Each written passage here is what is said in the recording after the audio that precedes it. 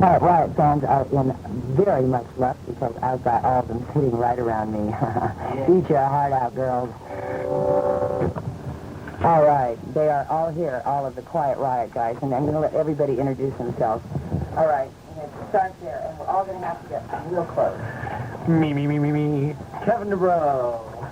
I'm Drew Forsythe, a bassoon player of Quiet Riot. Yes. Rudy. Wandy Wound. Wandy, you got to get closer because you got a quieter voice. He's little. You're little, yes. Well, first of all, of course, the obvious question is, how did Quiet Riot form, and who named you? Well, Randy can tell you how we formed, and I can tell you who named it. Okay. Randy, why don't you tell how we formed? Okay. Nothing dirty now. No. It all started in a laboratory. And We knew this half-breed named Hillary, and good way to start off tonight, folks. she said she knew a really good-looking singer who had a great voice. Yeah. And we What had happened to that guy? Hey, what happened, eh? And being as we had been to about 6,000 singers, we called them up and we talked to them, and we had the same taste, so Kevin and I got together and started writing songs before the band was actually formed. Where are you from originally? I'm from Burbank, so it's true. So that's the band was Close to formed Beirut, here. Lebanon, you know? Yeah, right. Close to Japan. It was, so you guys were forming right here. This is where you became L.A. as your home base. Uh-huh. Yeah? The way we got the name Quiet Riot was, there's a friend of mine who's a group called Status Quo, English band. His name's Richie Parfit, he's a rhythm guitar player, and we used to be called something else. And I told him the name of the band, what we used to be called, and he said, and he said, if I had a band, I'd call it Quite Right. And Quite Right. And I said, hey, it's Quite Right. And he said, say it in English. He goes, Quiet Riot. And so I took it to the guys at rehearsal that night, and they said, cool. Okay, I got to know, what was the name, the previous name? Come on, Abe shut Jackson up. of Bleachers? Top of the dung heap. It was Little Women. Really? Are you kidding? Serious. Oh, no. No wonder you changed it. That was for about a week. Well, this And Randy got a haircut. Yes, and went to Sweden, right? But the album that you have out now, a lot of people have had trouble finding it because it is on CBS Japan.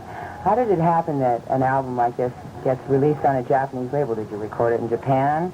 Did you record it here? How did this album happen? Well, our managers managed Angel at the time of this album.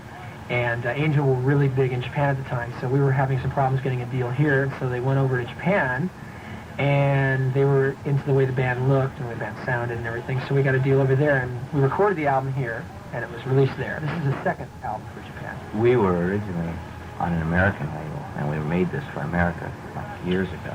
Yeah? And being as we couldn't do anything with it because we lost the deal. That's God coming down and blessing. Oh, my God. The light shines on.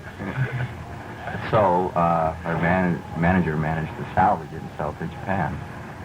All right. That was the first album. That's not the one with Slick Black Cadillac. No, but That that's was how the- we got the deal. That's how you got the deal.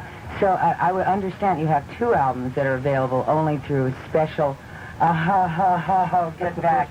That you have that are available only through a special, writing to Japanese labels or something. What about here in America? Is there anything happening with companies here? What's going on? Well, what's happening is we don't have a record contract in the United States right now, but we're in a real similar position to, I guess you could say what Van Halen was in about 2 years ago. Every time they played somewhere, they were selling it out, and the record companies were kind of going to sleep, kind of snoozing over the group, and the audiences were, going crazy. So we're just trying to get some record company interest here. Well, hopefully this will spark some interest. This is Slick Black Cadillac by Quiet Riot.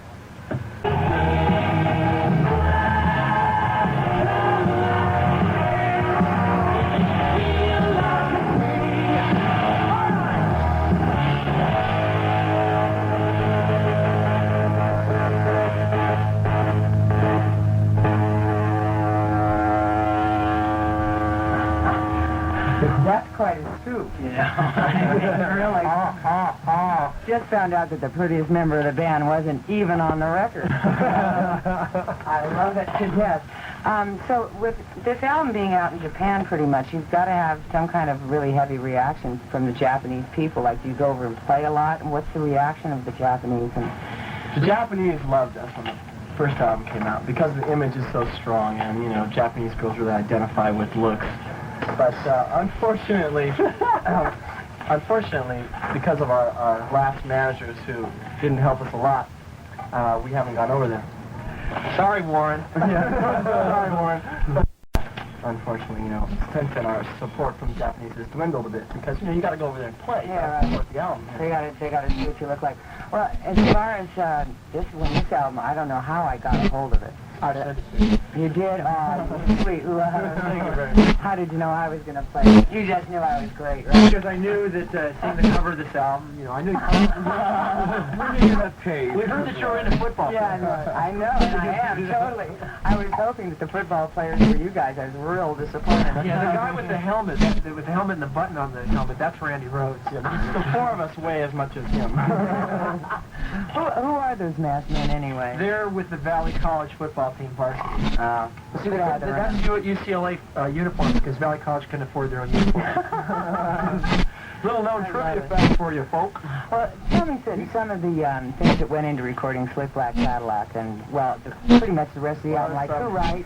Some basil and some rosemary and, yeah. Who writes in the band? Do all of you write, or is it pretty much like He doesn't know how to write yet, you know. No, you're just pretty, that's okay. Well, Randy and myself, our lead singer of Quiet, wrote all the material up until Rudy got in the band, and we've just been recording at the record plant, doing a demo, and we recorded a song that Rudy wrote called Shake It, and we've been doing live, but Randy and I wrote And unfortunately, we had a tape try, but it didn't quite work out. When something does come, I get it, yes? Well, I can get you a copy of that. Okay, super.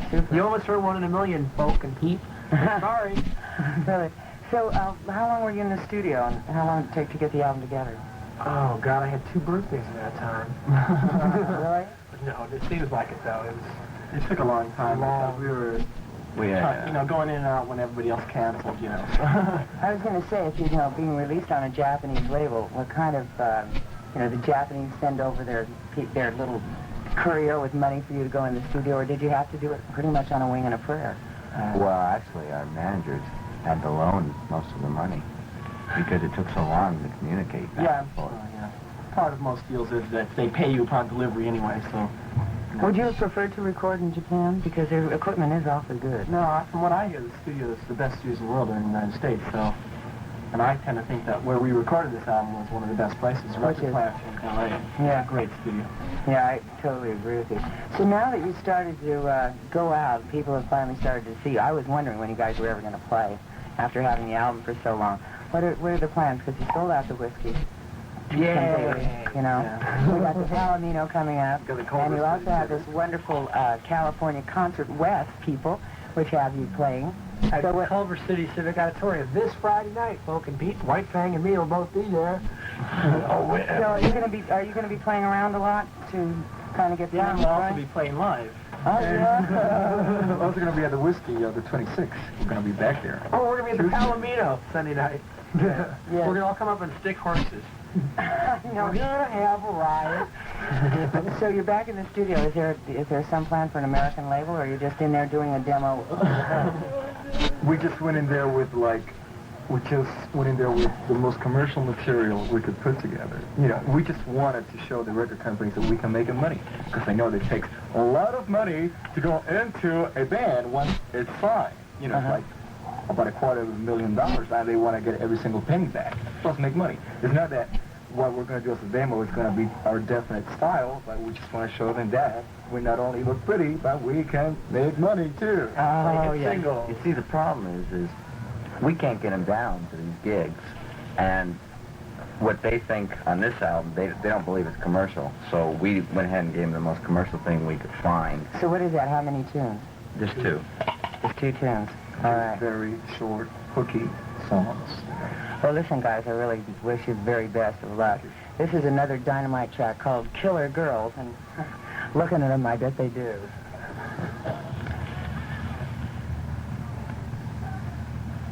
Today, Dusty, today.